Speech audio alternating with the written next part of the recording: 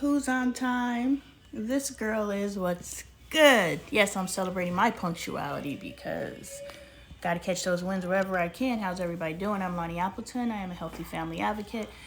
I advocate for the health and the wellness of our families and the restoration of us to our factory reset because we are programmed to just be dysfunctional as I am here reading the Bible. I know, me. Yes, this girl. I was called, so therefore I am doing. Um, how this works is I have this here Bible, and I am reading in accordance to my understanding based on, and welcome to the live, based on what is on this side of the cover and this side of the cover. So whatever is in between this here is the understanding that I have to base my awareness on. After we finish reading daily, we do a journaling. Well, you could do what you want to, but I encourage you to journal because for us to truly apply what we learn from the Bible to our lives, we must apply it. So how did what I hear today, what I read today, how can I apply that to my daily life? And if we could figure out how to apply that to our daily lives, we could get a lot further than we've gotten without applying it or applying the theory or applying what other people say. A couple of corrections from last time we read. I thought Potiphar and Pharaoh were the same people. Like, I knew they weren't, but for some reason I thought they were. I don't know. Anyway, I spoke from the perspective that Pharaoh put Joseph in jail the first time, but Potiphar put Joseph in jail the first time. So I may have said some things. I also called this the pineal gland, but that's not what this is. This is the hypothalamus gland. So I called this the wrong gland last week. I'm not an expert on anything. I'ma just run my mouth and see where it goes from there. Hey, Miss Tay, how you doing? I love that you show up for Bible study. Who knew that we was gonna be showing up for Bible study? I sure as heck didn't. Today we are reading Genesis 42, Joseph's brother go to Egypt. I was real excited about that, girl. I was real excited about that because you already know Joseph's brothers sold him into slavery, right? Because first they was going to kill him. Like, Joseph comes from a family of killers. When I did my journaling, I was like, yo, Leah's boys are some killers because you remember they went up there when they defiled the sister Dinah after they did what old boy did what he did to Dinah. Leah's boys went and took out the whole encampment. They didn't just take care of the man getting in debt. I'm telling you, I'm so excited to be experiencing this. I've never experienced the Bible the way that I'm experiencing. Right or wrong, I'm enjoying it. I've never enjoyed it before, and this is some good stuff. I can't wait till we really get it. Get it here. Go. I'm not looking forward to Exodus because I know it's like, build the altar, this many cubic feet by this many cubic feet, and this many cubic feet by this. Like, this is going to be like a whole chapter full of measurements. I'm not looking forward to Exodus. I think it's Exodus. Anyway, yeah, so Leah's boys, they some killers. And because they were beefing with Joseph because of favoritism, I read Exodus. I've read it too, and I'm just like, oh Lord, I got to sit and read all those measurements. I want to honor what's in the text because it's important, but I'm just like, I don't want to be trapped in those measurements. Why is my screen? All right, so yeah, initially they were gonna kill Joseph, but Reuben, I believe was his name, was like, yo, let's not kill him. Let's just throw him in the citrine. I'm gonna call it a ditch. We're gonna just throw him in the ditch. And while Reuben was off getting a sandwich, I'm just making a joke because his name is Reuben, and that's a sandwich. Anyway, while Reuben was off doing something, the brothers saw a caravan coming by and was like, let's just sell him into slavery. And so they sold him to Egypt. He ended up at Potiphar's house. Potiphar's wife was like, yo, give me that. And he was like, nah, I'm good. And so she lied and he ended up in prison. And then he meets a cupbearer in prison, and we learn a lot from the cupbearer. Who is it that he didn't keep his word, or he just wasn't reminded to keep his word until it was time for him to, for Joseph's sake? You know what I'm saying? So we learned a lot from that, and it's really cool. the connections connections I made, and hopefully you guys made some connections there as well. And then he ended up being second to Pharaoh in all of Egypt. Like, can you imagine in 2 years' time, whatever you're going through? And this is another lesson that I received, because Potiphar was a good little situation, right? He was second only to Potiphar in his household. And, Potiphar has a little doo-wop going on. So Joseph had a little, okay, freedom, whatever, felt good. Better than, whatever he was doing over there at his daddy's house, being treated bad by his brothers, we could assume. And, isn't anything better than sharing a household with somebody that would rather kill you or sell you into slavery? I think there's something. Potiphar couldn't have been that bad. Anyway, so then he went through 2-year prison sentence, or from when the cupbearer showed up. I don't know how long he was actually in. Good afternoon, Carby. I don't know how long he was in prison, but let's just say 2 years, because that's the piece of timeline that we have here. Thank you for the love. So he did 2 years. So what I was thinking was, and then when he got out to 2 years, he ended up being second to Pharaoh. So he pretty much was, I think, the Prince of Egypt they refer him to. Anyway, I say all that to say, hey, I appreciate you saying, hey, friend. I say all that to say, if you knew that what you experienced, and then you fell into a space of darkness, so to speak, things stopped going your way. But if you knew after the 2-year time frame, or whatever the time frame is, right, you were going to be restored, and not only restored, but elevated from the place that you were from. But what you experienced before was kind of a taste. Potiphar's house was a taste of the good life. Now, he didn't get to the good life until 2 years later at Pharaoh's, where he was just like, yo, second to Pharaoh's kind of nice. But he had a taste of it before. So maybe what you experienced before, this is a working theory, because my life was really good before everything went to crap. So if what really good is what's going to be restored upon me and then some, I'm okay with this season. That's all I'm going to say is be okay with your season. Now let's go. Genesis chapter 42, Joseph's brothers go to Egypt. Woo! Get your Bible, y'all. When Jacob learned that there was grain in Egypt, he said to his sons, why do you just keep looking at each other? He said, why y'all just looking at each other? Take some goddamn action. I know I raised you better, but these is Leah's boys. These ain't Jacob's boys. These is Leah's boys. Where's Leah? Did she die yet? Because if Leah's still alive, she planted some... Rightfully so, but she was bitter. She was bitter. She deserved to be bitter. She did not deserve to pass that bitterness on to her children.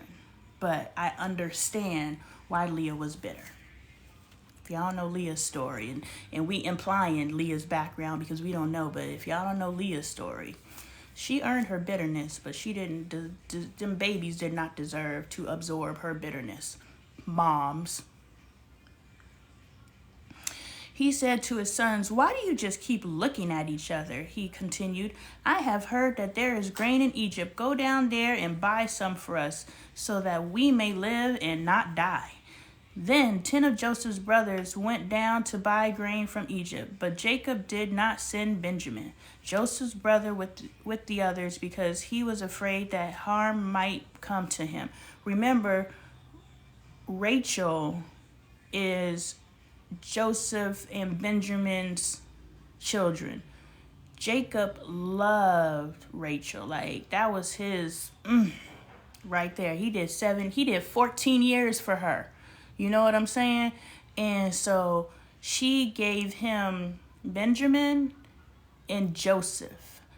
And now Jacob believes that Joseph is dead, Rachel is dead, and Benjamin is the last man standing. So he was like, nah, you ain't being let out of my sight. I get it. Joseph's brother with the others because he was afraid that harm might come to him. So Israel's son, Israel is Jacob. God changed his name. Israel's sons were among those who went to buy grain, for there was famine in the land of Canaan also. All Canaan got hit with the Ogiwapti, y'all. Now Joseph was the governor of the land, the person who sold grain to all its people. So when Joseph's brother arrived, they bowed down to him with their faces to the ground. As soon as Joseph saw his brothers, he recognized them, but he pretended to be a stranger and spoke harshly to them. "Where do you come from?" he asked. "From the land of Canaan," they replied, "to buy food." Although Joseph recognized his brothers, they did not recognize him. Then he remembered his dreams about them and said to them, if they didn't recognize his brothers, now granted, they sold him into slavery when he was 17. I'm not sure because they had 7 years. So there's been some years. He did 2 years in prison. There were 7 years of harvest, and now we're into the famine. So we're 7, 8, 9. We could be a decade later. He could look a lot different over a decade, especially if he experienced some ascensions. Y'all know when y'all be doing them ascensions, you completely turn, you change looking physically. Like, yeah, I don't look the same. I don't look like I used to look a year ago. So I could imagine what I'm going to look like 10 years from now. I'm going to be glowing, y'all. Y'all think I got some, I'm about to have some baby soft skin in a little bit. I'm going to age backwards in 10 years. Trust me. I don't figure it out. It's a theory. I won't know if I figured it out until I start aging backwards. But I think I done found the fountain of youth by simply saying I'm no longer aging. Who said I got to age up? Who? I'm going to age backwards. I'm 42 presently. My next birthday, I'm going to be 41. And the birthday after that, I'm going to be 40. Until I am a newborn baby, and I'm going to reflect it. Just like I have reflected aging up, I believe that I will reflect aging down. Now we will see. "You are spies. You have come to see where our land is unprotected." "No, my lord," they answered. "Your servants have come to buy food. We are all the sons of one man. Your servants are honest men, not spies." You really don't look your age. Thank you. You know. It's because I sleep a lot. They say I'm depressed. No, I'm preserving my beauty. No, I just like to sleep. It's like if you can create realities in your sleep, why wouldn't you stay asleep all the time? Like, I love dreaming. Anyway, we're not talking about my potential depression. I was depressed when I was younger, and now I just know the power in creationism and unplugging, and if my body says take a nap, I'm like, "No," he said to them, "you have come to see where our land is unprotected." But they replied, "Your servants were 12 brothers, the son of one man who lives in the land of Canaan. The youngest is now with our father, and one is no more. Look at the honesty. Joseph said to them, "It is just as I told you. You are spies, and this is how you will be tested. As surely as Pharaoh lives, you will not leave this place unless your youngest brother comes here. Send one of your number to get your brother, and the rest of you will be kept in prison." Dang, he threw him in prison. "So that your words may be tested to see if you are telling the truth. If you are not, then as surely as Pharaoh lives, you are spies." And he put them all in custody for 3 days. Yo, I can't say I wouldn't be equally petty. Like, dude, you threw me in a ditch and then you sold me into slavery after you decided not to kill me. I don't know if I'm not going to be equally petty. 3 days is easy work for someone who, sold you and was like, whatever happens to you, happens to you. On the 3rd day, Joseph said to them, "Do this and you will live, for I fear God. If you are honest men, let one of your brothers stay here in prison while the rest of you go and take grain back to your starving households.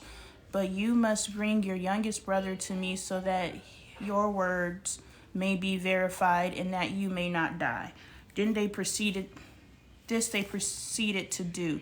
I'm just sitting here thinking, I was like, okay, so I think there was 10, then 10 of Joseph's brothers went down to buy grain. Okay, so there's 10 of them. Out of the 10 of y'all, now one of y'all looked at Joseph like, his voice didn't sound familiar. Like, did he have a beard or something? Like, I need to know the extreme changes that took place, that 10 of you guys were so disassociated from your brother that you don't recognize him, even if it's a decade later. Like, that just is kind of somebody who has a little just popped in the chat. That's kind of, yes, puberty is them up. I always say, when these men hit 23, now I came up with these theories in my 20s, so I don't feel too much of a perv by saying this. But when they hit that 23, it's just a magical number. And they just, and they turn into men. So I agree. They said to one another, "Surely we are being punished because of our brother. We saw how distressed he was when he pleaded with us for his life, but we would not listen. That's why this distress has come on us." Yes, spirit of discernment. Well, some turn into men. Some of them, well, I ain't talking about, I'm just talking about the little chest fill out. But Reuben replied, "Didn't I tell you not to sin against that boy?" But you wouldn't listen. Now we must give an accounting for his blood. They did not realize that Joseph could understand them since he was using an interpreter. He turned away from them and began to weep, but then came back and spoke to them again. He had Simon, I don't know how to say it, I apologize, taken from them and bound before their eyes. Dang, Simon, I just need to know what Simon or Simeon did in the past, because he took him from the 10 and bound him. Like he must have been the ringleader. Well, yes, thank you for the love. Joseph gave orders to fill their bags with grain, to put each man's silver back in his sack, and to give them provisions for their journey. After this was done for them, they loaded their grain on their donkeys and left. At the place where they stopped for the night, one of them opened his sack to get feed for his donkey, and he saw his silver in the mouth of his sack. "My silver has been returned," he said to his brothers. "Here it is in my sack." Their hearts sank, and they turned to each other trembling and said, "What is this that God has done to us?" When they came to their father Jacob in the land of Canaan, they told him all that had happened to them. They said, "The man who is Lord over the land spoke harshly to us and treated us as though we were spying on the land. But we said to him, 'We are honest men, we are not spies. We were 12 brothers, sons of one father. One is no more, and the youngest is now with our father in Canaan.'" See, y'all giving too much information. You just answer the questions that's been asked. You're giving too much information. This is new knowledge for me. I talk too much, and I understand that. Only answer the question that was asked. Let's do that going forward. How's your day? Great. Not how's your day? Oh, it's going well. We're giving too much damn information. I met this little girl at an open mic. By the end of this open mic, I knew where she worked. I knew her schedule. I knew how many sisters she had. I knew her mama's name because I accidentally called her by her mama's name. And I was like, "Is your name such and such?" She was like, "No, that's my mom's name." I was like, "Okay, my bad." Clearly, I'm connecting in. But I knew all this information about her. I was like, "Sis," she's in her 20s. I was like, "Sis, I'm not going to utilize any of this information, but I need you to pay attention to what you disclose to strangers because they don't need to know all this information. If I wanted to harass you and stalk you, I know where you work, I know your schedule. So you would actually have to quit your job, disrupt your life simply because you talk too much." So we all need to learn to talk a little less. Here at 26, I'm thankful. Amen. Oh, see, I'm attracting to babies. That's what I told somebody. I was just like, I'm attracting to babies. Like, initially when I started, I attracted to grown women, but y'all little 18 to 30s, y'all like a little Lonnie Lon. How y'all doing? I like y'all too. Well, I'm so sorry, but can you give a bit of advice on being in your 40s because I still can't believe I'm here at 26. I'm thankful. Hold on. How old is you, Miss Tay? Doesn't matter. Being in your 40s, I love my 40s, but I hated my 20s. I was completely confused in my 30s. And hey, Trin. And now, thank you for acknowledging that I'm funny because I think I'm funny. So when I make somebody else laugh, I'm like, okay, I'm not the only one who thinks I'm funny. 40s, they're freaking fabulous. I love my 40s. Now, my body is like defying me, but I've never taken care of my body. I still don't take care of my body.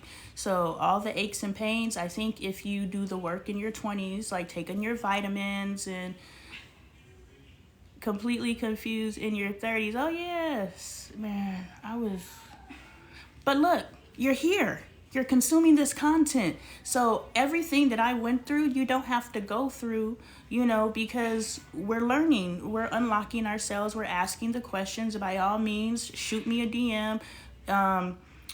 on the surface, because you know I gotta monetize things, I gotta support myself, so definitely shoot me a DM and just start having conversations with me. Now if you want me to start unlocking you, that's a coaching service, but if you just have some questions, I got you. Me and Trinity talk all the dang time, like we bouncing back and forth, you know, we're feeding each other. So get into the comment sections, get into the content, get into just asking me questions, and I can make a video based off of your questions so I can help other people. But really, all I can say is you have to figure yourself out as soon as possible and truly come into knowing probably who you've created is probably all a lie.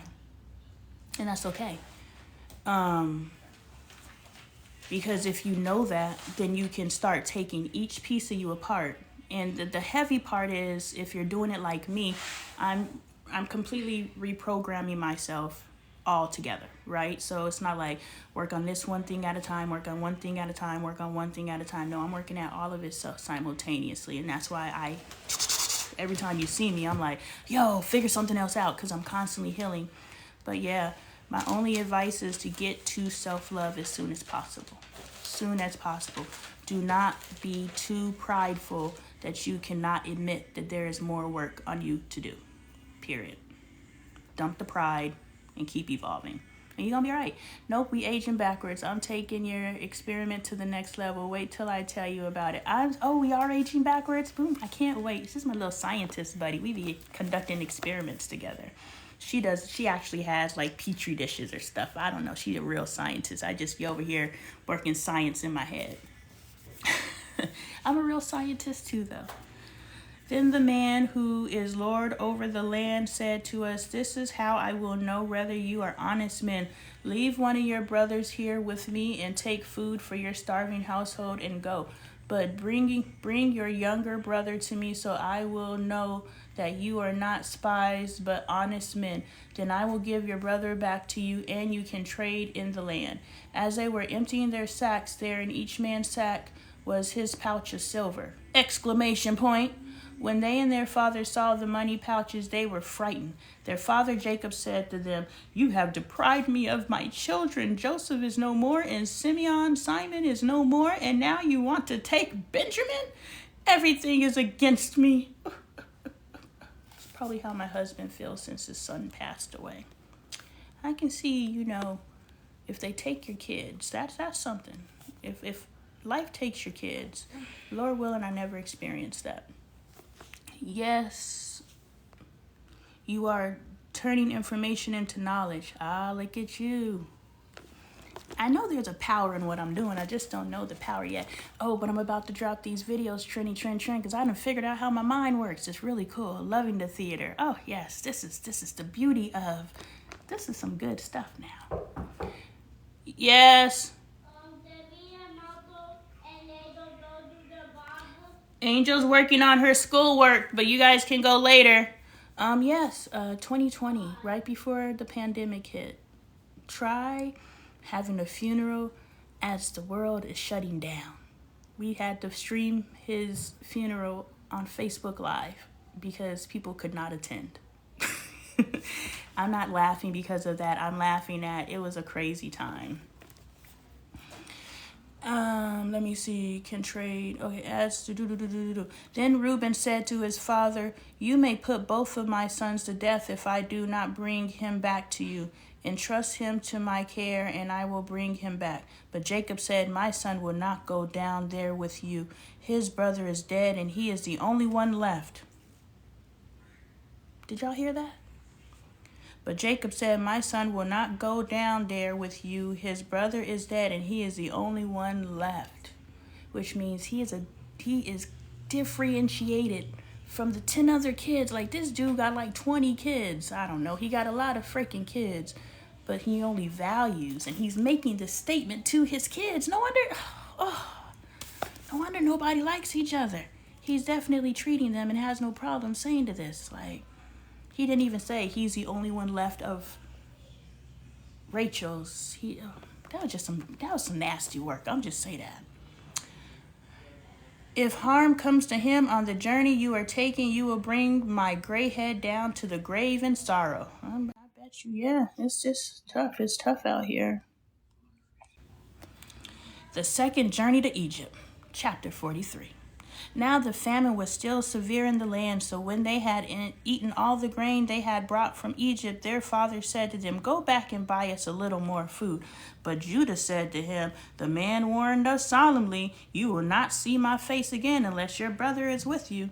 If you will send our brother along with us, we will go down and buy food for you. But if you will not send him, we will not go down, because the man said to us, 'He will not see my face again unless your brother is with you.'" All right, so was Simon, like, has he been bound this whole time, or just did he get bound for theatrics in front of his brother? Like, this boy been tied up, bound from when they left. They done ate up all the grain, and now they contemplating if they need to go back. Your brother over there bound up, you might want to go back. Israel asked, "Why did you bring this trouble on me by telling the man you had another brother?" See, talking too much. They replied, "The man questioned us closely about ourselves and our family. 'Is your father still alive?' he asked us. 'Do you have another brother?' We simply answered his questions. How were we to know? He would say, 'Bring your brother down here.' Then Judah said to Israel his father, 'Send the boy along with me, and we will go at once, so that we and you and our children may live and not die. I myself will guarantee his safety. You can hold me personally responsible for him, for I do not bring him back to you and set him here before you. I will bear the blame before you all my life. As it is, if we had not delayed, we could have gone and returned twice." I just need to know these players. Like, I need to go back. I need to keep a little. That's probably what's in that big old Bible over there. But I need to know who is, or what position did Judah play in selling our homie into slavery. I'm sorry, I just need to know. I know Reuben was the one that kept him alive. Judah and Tamar. At this time, Judah left his brothers and went down to stay in a man. Judah then said to his daughter-in-law Tamar, "Live as a widow." Okay, so Judah is the one who 2 of his 3 sons died because of Tamar. Judah had the baby with Tamar because, remember, Tamar was dressed like a prostitute and, ended up having sex with him. And so that's Judah. So Joseph went after his brothers. Okay, here we go. Joseph went after his brothers. Here comes the dreamer, they said to each other. "Come now, let's take him out." Okay, so it says they said. It doesn't say who was the ringleader here, but Reuben definitely tried to save him. All right, so Joseph came to his brothers. They took his robe and threw him caravan and Ishmaelite. Judah said to his brothers, "What will we gain if we take him out, our brother, and cover up his blood? Come, let's sell him to..." So Judah decided to sell him instead of leaving him and killing him. So Judah kind of, advocated for him there too. Then Reuben, but nobody told Reuben about it. So Reuben this whole time thinks his brother is out of here. All right. So, okay, there we go. This is one of my favorite stories. This is shaping out to be a good one. All right, so here we go. Reuben was team Joseph. Judah was on the fence. All of these are Leah's boys. So all of them are resenting Joseph because Jacob has favoritism. And, since y'all don't like my mama, I don't like y'all. They're running on that energy. And so Judah is the one that was like, we'll sell him into slavery. So that's the players. Now, I don't know about Simon. I'm not sure. I'm going to just say both names. Who is he? Because why did he bind him up? I don't know where I saw his name before, but Simon got bound. Here we go.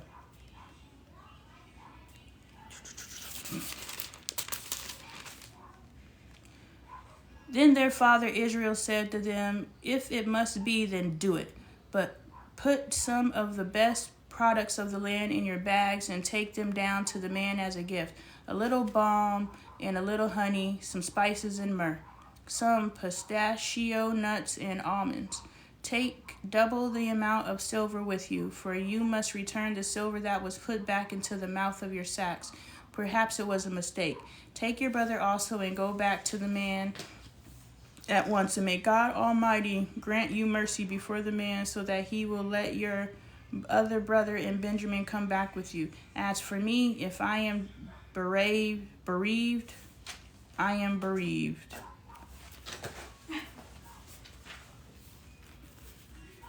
So the man took the gifts and doubled the amount of silver, and Benjamin also. They hurried down in Egypt and presented themselves to Joseph. When Joseph saw Benjamin with them, he said to the steward in his house, take these men to my house, slaughter an animal, and prepare a meal. They are to eat with me at noon. Ah, there goes noon. Judah was like the leader of the brothers, the responsible one, probably the favorite before Joseph came along. Man, I'm going to just leave it at that. Like, just think about the family dynamics of all of this. Like, this is... Whew. The man did as Joseph told him and took the men to Joseph's house. Now the men were frightened when they were taken to his house. They thought, we were brought here because of the silver that was put back into our sacks the first time. He wants to attack us and overpower us and seize us as slaves and take our donkeys. I'm going to stop there real quick. I'm going to stop there because this man specifically said, take them to my house so that we can eat at noon. But they automatically think it's a trap. Why? Because these are Leah's boys, and this is what they would do. This is their mentality. So they're not taking this man at face value because they cannot be taken at face value. Your expectations of others are the expectations of yourself based on what you would do in these circumstances. And something that has been projected back to me recently from my family is that I am a worst case scenario person. You know, I expect the worst possible outcome, and I speak to people expecting the worst from them. So I'm doing the work to move past that energy, but it's been brought to my field of awareness, and now I'm receiving confirmation from here because they're like, yo, he gonna get us to his house and he gonna attack us. Why? Because that's exactly what you did when they defiled Dinah. Thank you for the love. When they defiled Dinah, you know, they were like, oh yeah, you can marry our sister, you know, just get circumcised. And then on day 3 of circumcision, they went and wrecked shop. That's what you would do. So that's why you expect it. So if you are expecting the worst, it is because that is the headspace you live in. And that is a message to me that I need to shift my perspective to expecting the best. Yes, I wrote a book that's called What's the Best That Can Happen. Pick up your copy on Amazon. Make sure the seller is Lonnie Taylor. But I have been recently reminded from my children of all from the mouth of babes. That's why if you think you can't learn from kids, you're cutting yourself off. But it has been brought to my attention from my children that I jump to the extreme all the time. And then as parents, we just always jump to the extreme. So we just need to pay attention to that. You know, we're projecting. Thank you for the love, TikToker. So they went up to Joseph's steward and spoke to him at the entrance of the house. We beg your pardon, our lord, they said. We came down here the first time to buy food, but the place where we stopped for the night, we opened our sacks and each of us found his silver, the exact weight in the mouth of his sack. So we have brought it back with us. We have also brought additional silver with us to buy food. We don't know who put our silver in our sacks. It's all right, he said. Don't be afraid. Your God, the God of your father, has given you treasure in your sacks. I receive your silver. Then he brought Simon out to them. The steward took the men into Joseph's house, gave them water to wash their feet, and provided fodder for their donkeys. I just wonder if washing the feet is a thing still. They prepared their, maybe wash your hands when you go into people's houses. Because you walk barefoot back in the den, so wash your feet, wash your hands. My kids all, when you come in the house, wash your hands. You know, half of the sickness that is out there is brought in your house simply because you don't wash your hands as soon as you walk through your door. So wash your hands, take off your street clothes. They prepared their gifts for Joseph's arrival at noon because they had heard that they were to eat there.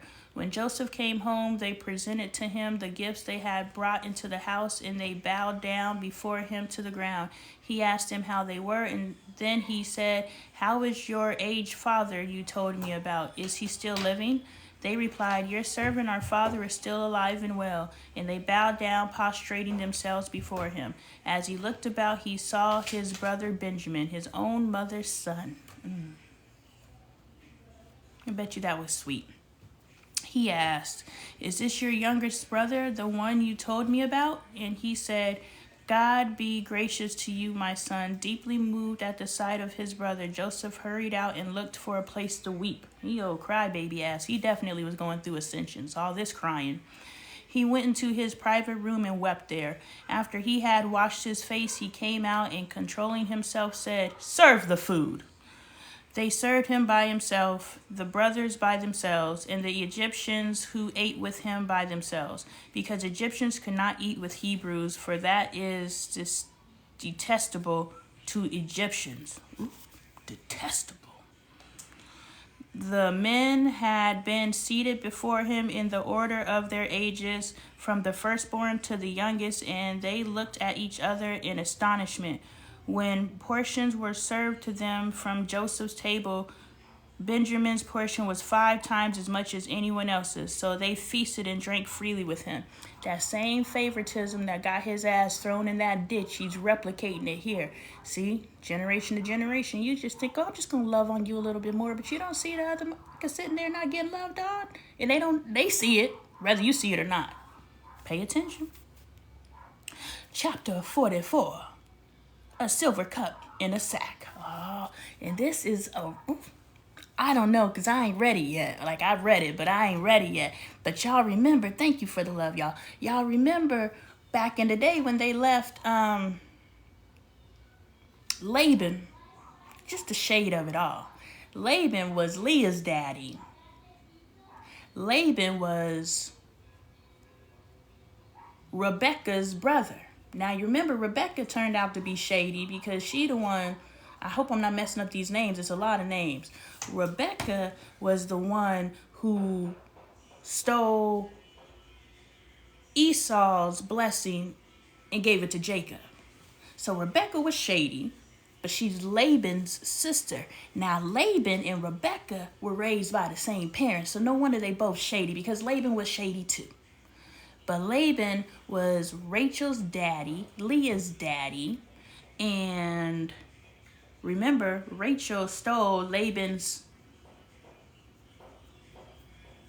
gods when she left. She took the gods with her. So, I'm just saying, like, if we look at the actions of these people, we see how they moving. Just pay attention to how things are passing down your line. I'm just saying. A silver cup in a sack. Let's see how this. Let's read. Now Joseph gave these instructions to the steward of his house. Fill the men's sack with as much food as they can carry, and put each man's silver in the mouth of their sack. Then put my cup, the silver one, in the mouth of the youngest one's sack. Oh, he's setting Benjamin up. Oh, along with the silver for his grain, and he did as Joseph said. As morning dawned, the men were sent on their way with their donkeys. They had not gone far from the city when Joseph said to his steward, "Go after these men at once, and when you catch up with them, say to them, 'Why have you repaid good with evil? Isn't this the cup my master drinks from and also uses for divination?'" There's divination. Y'all, Joseph uses divination. I'm just saying, they want to separate us so badly from God simply because we believe that there's multiple pathways to God, and we don't pursue God the same way that they tell us to pursue God, so we cannot be of God. Joseph practiced divination, and he was the chosen one. When he caught up with them, he repeated these words to them, but they said to him, "Why does my Lord say such things? Far be it from your servants to do anything like that." We even brought back to you from the land of Canaan the silver we found inside the mouths of our sacks. So why would we steal silver or gold from your master's house? If any of your servants is found to have it, he will die. Like, they just throwing death so willy-nilly. Joseph dream worlds are divination. Exactly. Like, interpreting dreams, all of these things, when I came up in the church, were all... And now it's a part of it, like 10 years from now, things that they're saying are not of God in the church will be of God 10 years from now. So, they move in what's convenient is all I'm going to say. So if we know that they move in what's convenient, then we can start developing our own relationship based on what we want and desire between us and our very personal relationship with God.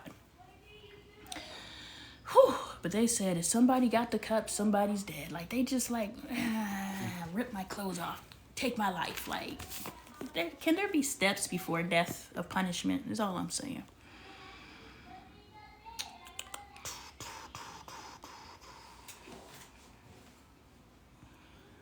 I don't know where I was. So why would we steal silver or gold from our master's house? If any of your servants is found to have it, he will die, and the rest of us will become my Lord's slaves. Kid, just the one, why was everybody, y'all notice that everybody get punished? Thank you. One person do something, and the whole, Noah and his family were the only ones who were spared, and everybody on earth got it. These times was crazy times, y'all. Very well, then he said, let it be as you say. Whoever is found to have it will become my slave. The rest of you will be free from blame. Each of them quickly lowered his sack to the ground and opened it. Then the steward proceeded to search, beginning with the oldest and ending with the youngest. And the cup was found in Benjamin's sack. At this, they tore their clothes. I told you they was going to tear their clothes off. Yes, let me be great. Tear their clothes. Then they all loaded their donkey and returned to the city. Oh, man. Remember, it was Rachel took her daddy's stuff, and she sat on her donkey, was like, oh, I can't get up, my lord, I'm on my period. So she couldn't stand up, but it just reminds me of the same thing. Somebody knowing something was taken, but pretending that they didn't know. Same energy. And Rachel took Laban's cup knowingly, God's knowingly, and Joseph planted the cup knowingly. Like mother, like son. Joseph was still in the house when Judah and his brothers came in, and they threw themselves to the ground before him. Joseph said to them, what is this you have done? Do you know that a man like me can find things out by divination? What can we say to you, my lord? That's what I tell my kids. I was like, you may fool me until spirit reveals. But guaranteed in the next 3 weeks, if something's going down, it's going to be revealed to me because of my history. Things have played itself out in 3 weeks. So I tell my kids all the time, I'm just like, go on, keep doing what you're doing because when spirit want me to know, I'm going to find out. And I was like, you got the history. You got the history of things being revealed to me, and you still think you could still get away with something. All right, keep playing yourself, homie. Judah replied, what can we say? How can we prove our innocence? God has uncovered your servant's guilt. We are now my Lord's slaves. We ourselves and the one who was found to have the cup. Oh, Lord, what is Israel gonna do? Israel, all your kids is not coming home now. But Joseph said, far be it from me to do such a thing. Only the man who was found to have the cup will become my slave. The rest of you go back to your father in peace. Oh, Lord, how are they gonna go back to Israel without that boy?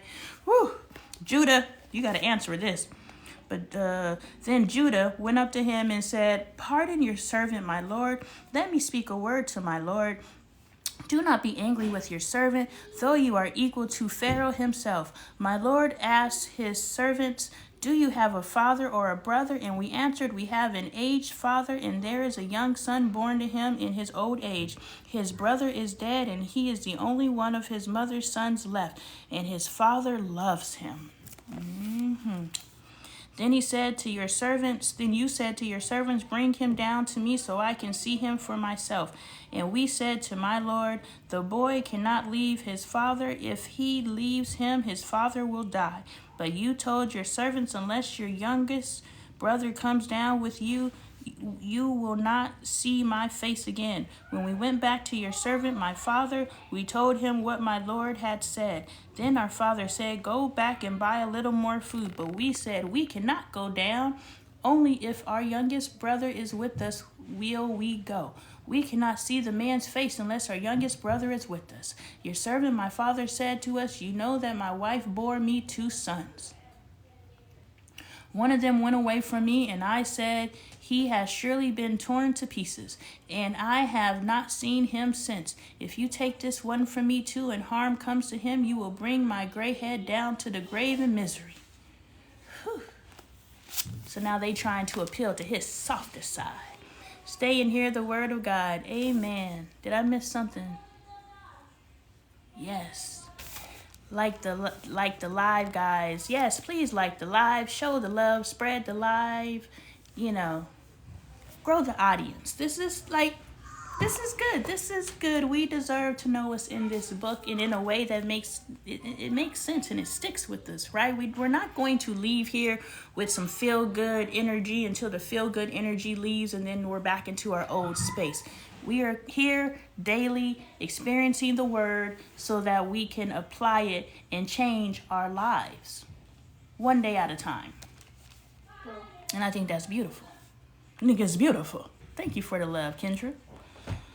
Your servant will bring... Okay, boom, boom, boom. So now, if the boy is not with us when I go back to your servant, my father, and if my father, whose life is closely bound up with the boy's life, sees that the boy isn't there, he will die. Dang, Israel just gonna fall out, y'all. Your servant will bring the gray head of our father down to the grave in sorrow. I bet. Whew. I'm gonna tell y'all what, I got so much pressure on me trying to keep Trey's babies alive because he done lost one already. I'm like, anytime, like there was one time where we first moved over here, and Michael was outside with me, and I was keeping, it's here, as long as they're loud. That's why when they're loud in the back of my videos, I was like, as long as they make a noise, they're alive, right? It was loud, and then it was silent, and I was like, Michael? And I went outside, and I could not find Michael. And I go into this huge panic because I'm just like, Lord Jesus, if I lose one of his kids. I didn't lose the first one, but, he was in the care of the mother when he passed away. And so I was just like, another one of his affiliated women cannot lose his child. So I am under so much pressure. I don't know why I'm whispering, but I am under so much pressure to keep this man's kids alive. I thought I lost my mom one day and that the rapture came. I'm telling you, it's just like, I'm telling you, it's crazy out here. I'm just like, the pressure of, I'm gonna just leave it like that. I understand what they mean by, and Dre always says, I can't afford to lose another child. And I was just like, I believe it, because he's already the walking dead. He's already wake up, go to work, come home, wake up, go to work, come home. Definitely a part of him died when his son died. If I do not bring him back to you, I will bear the blame before you. Can you turn my light back on, please? Okay. Thank you. I will bear the blame before you, my father, all my life. Now then, please let your servant remain here as my Lord's slave in place of the boy, and let the boy return with his brothers. How can I go back to my father if the boy is not with me? No, do not let me see the misery that would come on my father. Now you care about your father's misery. Joseph makes himself known. Oh, they about to find out they've been talking to their brother the whole time. Oof. Because ain't no way I sold you into slavery and you ended up being second to Pharaoh. Ain't no way. So even if he looked familiar, you're going to be like, you were a doppelganger, because ain't no way. The dude I sold into slavery X amount of years ago is second to Pharaoh. I'm not making that connection, so I can understand. Chapter 45. All right. Then Joseph could no longer control himself before all his attendants, and he cried out, "Have everyone leave my presence!" So there was no one with Joseph when he made himself known to his brothers. And he wept so loudly that the Egyptians heard him, and Pharaoh's household heard about it. Well, they was gossiping. Joseph said to his brothers, "I am Joseph. Is my father still living?" But his brothers were not able to answer him because they were terrified at his presence. I bet you were. I bet you were. Y'all thinking y'all looking at a ghost because y'all thought y'all sold that baby into death. And now he's second to Pharaoh. Appreciate you. Then Joseph said to his brothers, "Come close to me." When they, that one made noise. Oh, with the 24. Boom, boom, boom, boom. I appreciate you, friend. His brothers came close to me. When they had done so, he said,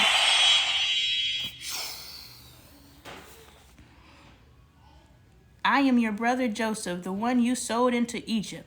And now do not be distressed and do not be angry with yourself for selling me here, because it was to save lives that God sent me ahead of you." Amen, amen, amen. Whew. You okay? No, I just got to rush your energy, because what the devil means for good, God will always turn around. Yo, I found a picture. Y'all know I keep telling the story of the lady who hated me and tried to get me fired and ended up being my manager and got me hired for $15,000 more than I asked for, because I didn't ask for nothing. I found a picture of her. She looks like death. But anyway, I was like, yo, what the devil means for good, God will always turn for great. While these people think they conspiring against you and setting you back, sometimes you got to go backwards to go forward. That's what Sifu said. Sifu said, in order for you to jump up, you must go down. In order for you to do a David and Goliath thing, slingshot, you got to go backwards. You got to go backwards to go forward. You got to go down to go up. So while people think they out here playing you, God is in charge. Yep. Thank you, Kendra. That was a powerful piece right there. That might be my journal point. With yourself for selling me here, because it was to save lives that God sent me ahead of you. For two, y'all got to understand, I'm reading this Bible because there's something in here for me. Like, y'all gonna get the tears. Y'all gonna get the tears because I'm a crybaby and I'm always ascending, and that is one of my expressions of ascension.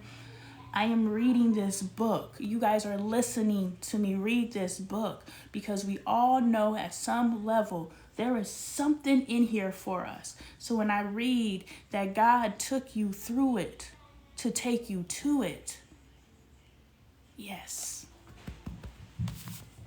Amen. It's not for naught, y'all. It's not for naught. For 2 years now, there has been a famine in the land, and for the next 5 years, there will be no plowing and reaping. But God sent me ahead of you to preserve for you a remnant on the earth and to save your lives by a great deliverance. So then, remember they like, it's the dreamer. The reason why your kids are still alive right now because this old dreaming ass nigga. You better be thankful. So then, it was not you who sent me here, but God. It was not you. People really thinking they playing you. No, it wasn't you. It was God. How I met my husband real quick. I worked at a company. I had to do my student teaching because I became a teacher because I didn't know how to become a motivational speaker or inspirational speaker, which is something that I always wanted to do. But this is 20 years ago, and how the heck do you become a Les Mills? I don't know. How do you become a yes? I don't know. How do you become an Ayama? I don't know. And so I was like, well, I could become a teacher because people always talk about the teacher that inspired them. And so that was my cop-out. Thank you for the love, Trini Trend.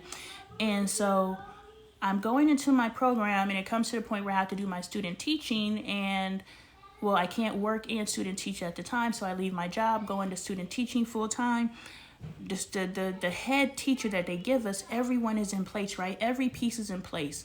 I met my surrogate mother, my kid's surrogate grandmother during this placement, as well as this woman who they placed me with was a terrible teacher, and me thinking that a principal actually looks out for the students and not the interests of their interest. I go to the principal. I'm like, yo, this lady ain't teaching these kids no math. Sometimes she's a terrible teacher, but she's a tenure teacher. I don't know none of this stuff. I don't know friendships. And then I think in ethics. I move in ethics.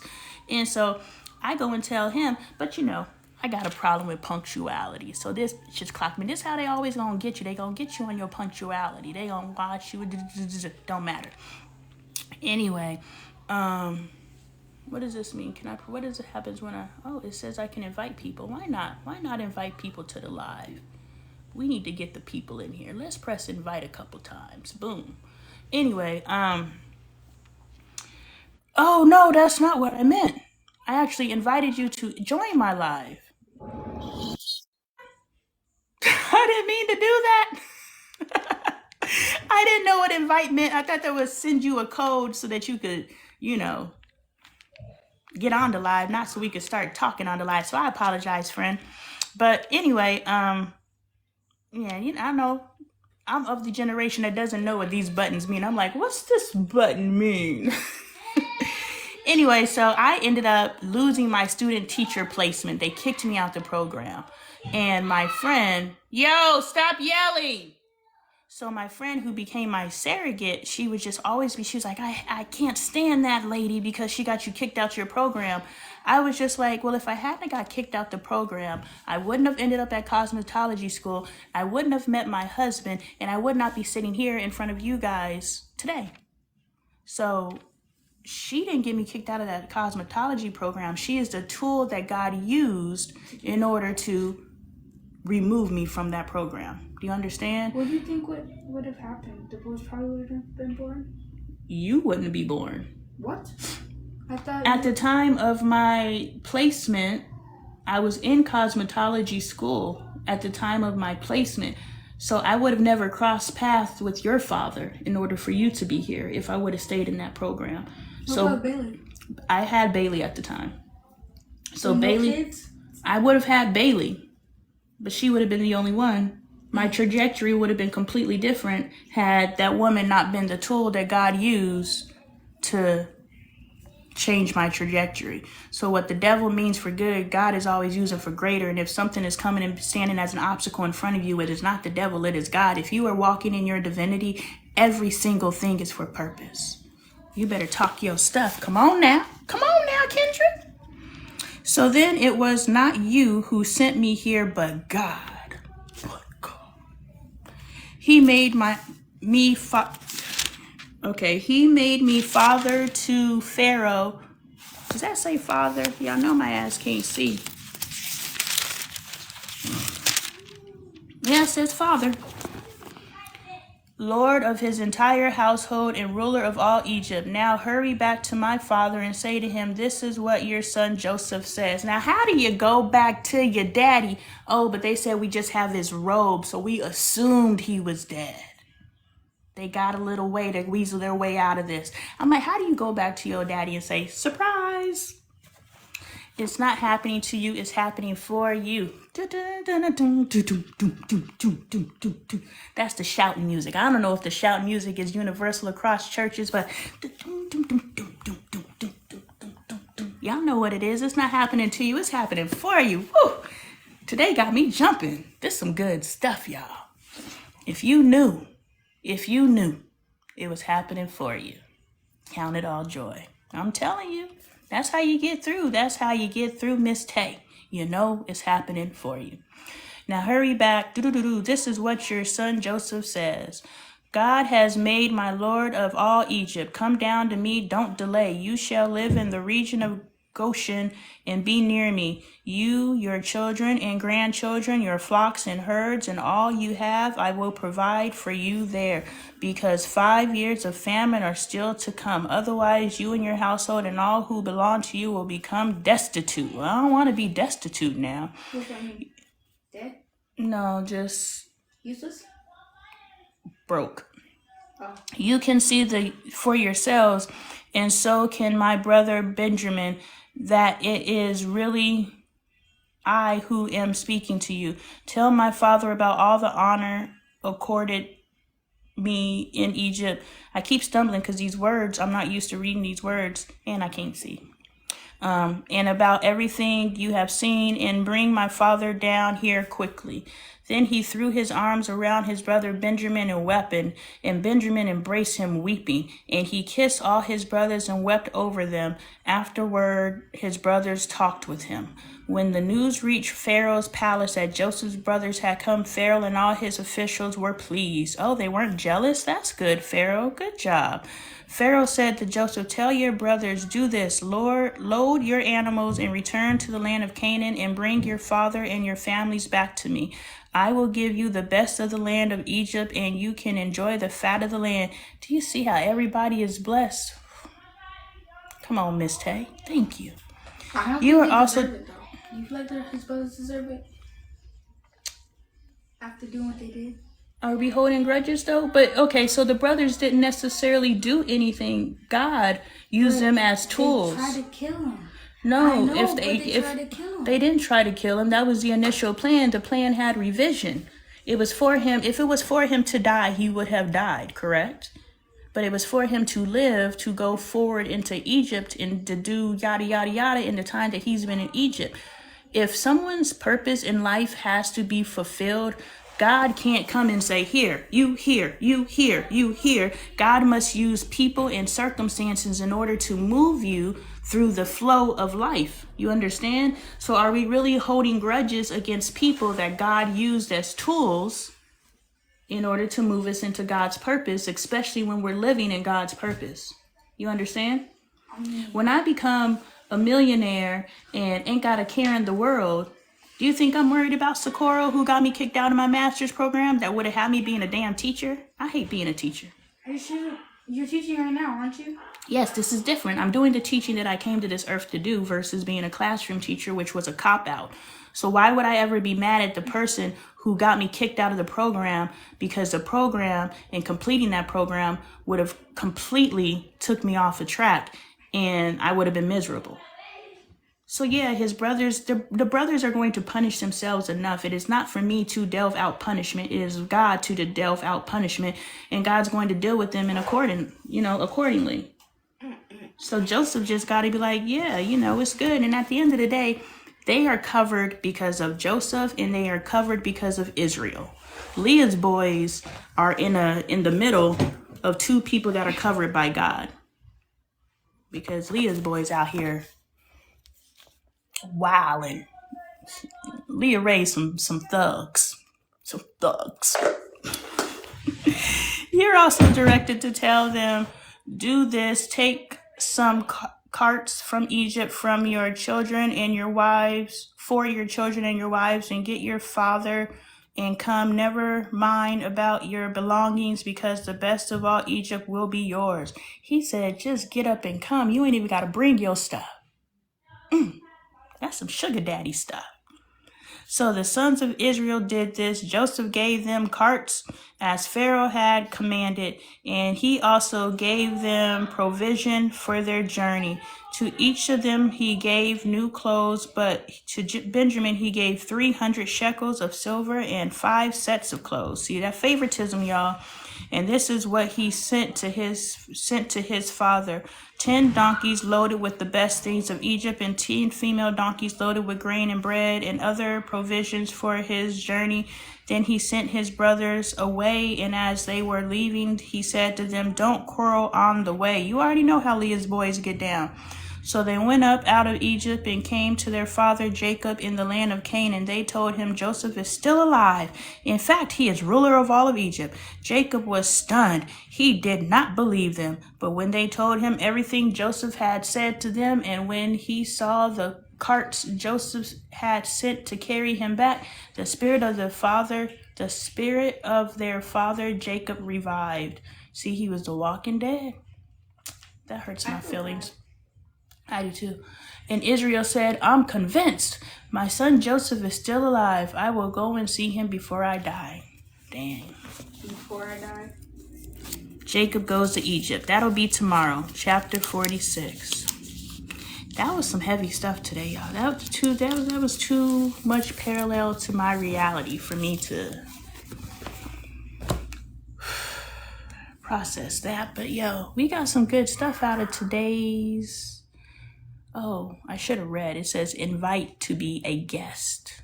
I just saw invite and I was like, sure, join the live. Love for to have you in the audience and so that we can read and talk. I like when you guys talk to me. I like when you guys double tap the screen. You know, I love the interaction. So I come on live for two different things. Sometimes I come on live where I'm just running my mouth. In those cases, that's more so for you guys to just listen or talk to each other because I'm downloading and I'm channeling and delivering messages. So I'm not really reading the questions unless the energy slows down and then I start reading the questions and then that picks it back up and I can answer y'all's questions.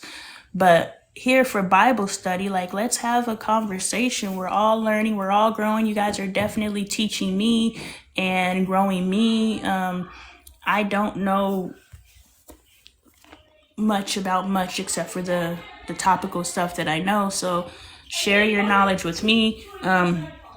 Definitely blasphemous over in here because I'm asking all the questions.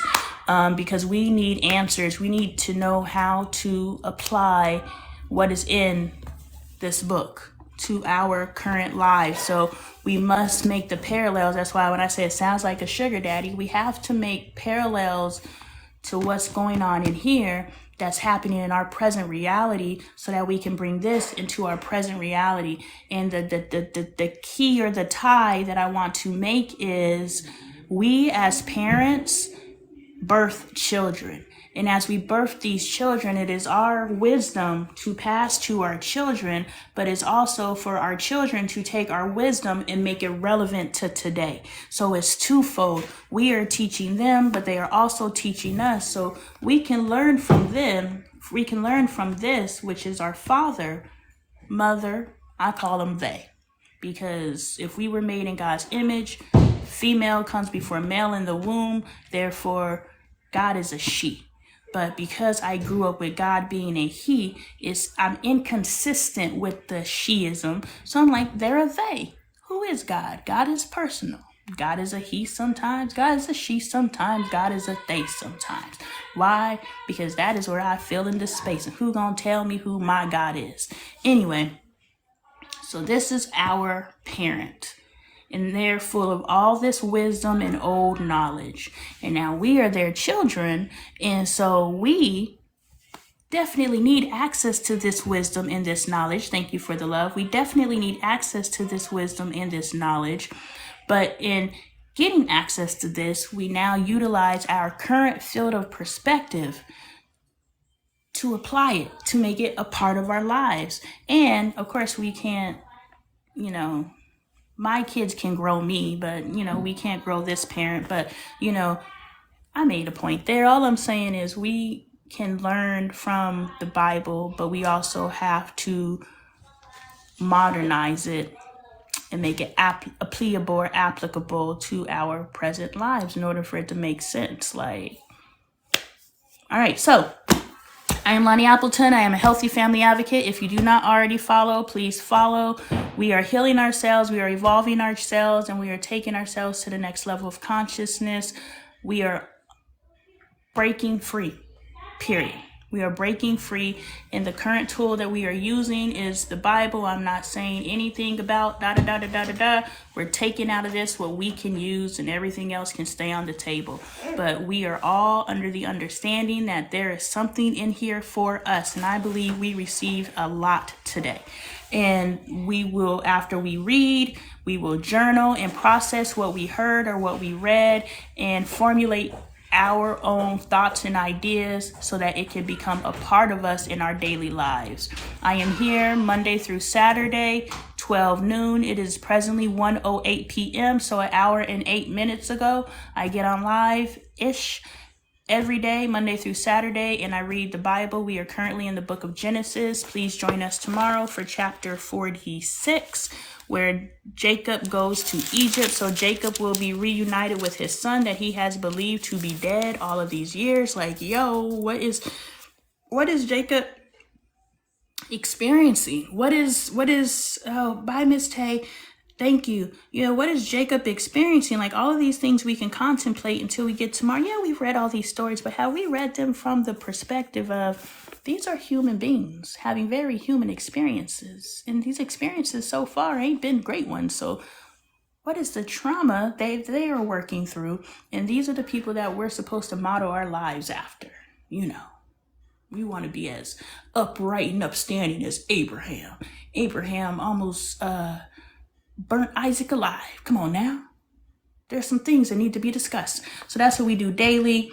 And yeah, I will see you tomorrow. If you miss any part of the live or any of the previous readings, I upload all my lives on Lonnie Appleton Live on YouTube. So check me out there, and I will see you guys later. Thank you so much. I so appreciate the commentary and the Nene, you're gonna have to catch me tomorrow at noon. An hour earlier than right now.